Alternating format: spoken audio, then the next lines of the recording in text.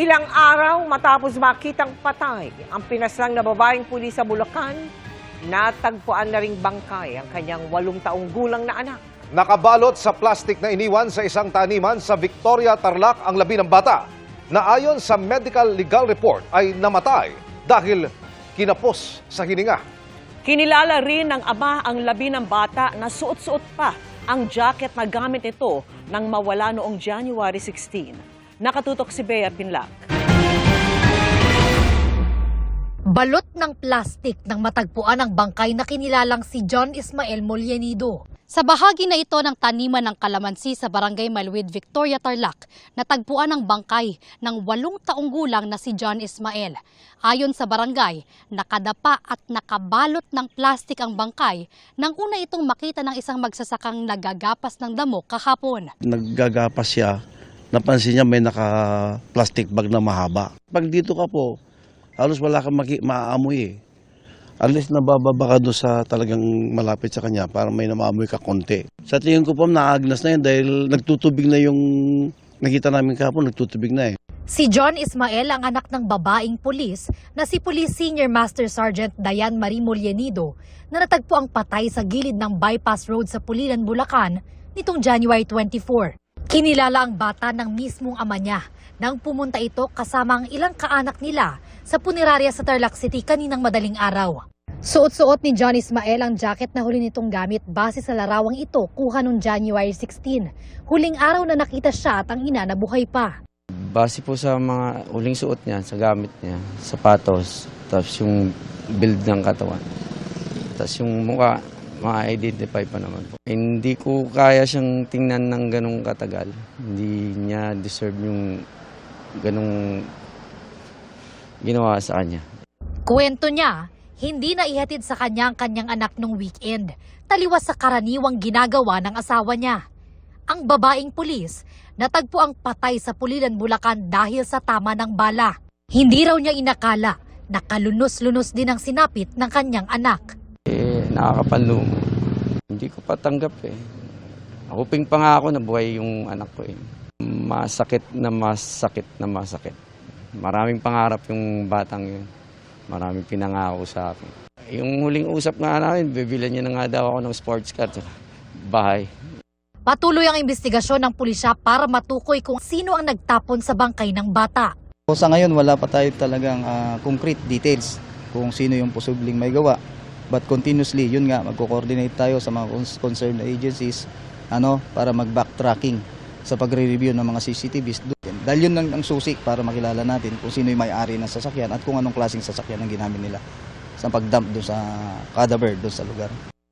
Ayon sa pulisya, huling nakita ang mag-ina noong January 16 nang makipagkita sila sa isang ahente para magbenta umano ng sasakyan. May hawak pa umanong 400,000 pesos ang babaeng pulis matapos ang transaksyon. Itinuturing ng person of interest ng Special Investigating Task Group ang agent sa bentahan ng sasakyan. Sa bisa ng search warrant, pinasok ng mga otoridad ang bahay nito sa Quezon City kung saan huling nakitang buhay ang babaeng pulis. Meron umanong nakitang bakas ng dugo sa bahay. Kanila raw itong imamatch sa DNA ng mga biktima. Pati ang mister ng babaeng pulis, itinuturing din na person of interest. Nakikipag-cooperate naman ako. Hindi naman ako nagtatago, andito naman ako. Pag may mga tanong sila, sinasagot ko naman. Mabibigyan din naman yung hustisya yung mag-ina ko.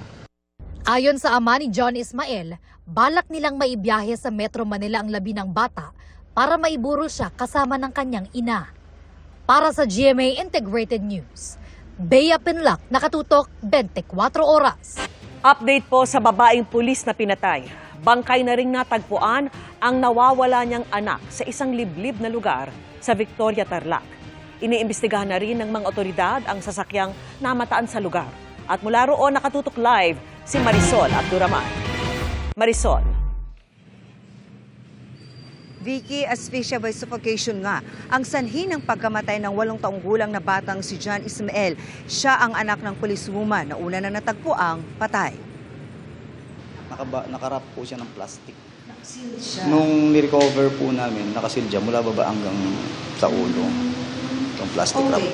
Ganito ilarawan ng Victoria Police dito sa Tarlac nang makita nila kahapon ang bangkay ng 8 taong gulang na si John Ismael, anak ng pinaslang na si Senior Police Master Sergeant Diane Marie Mollenido.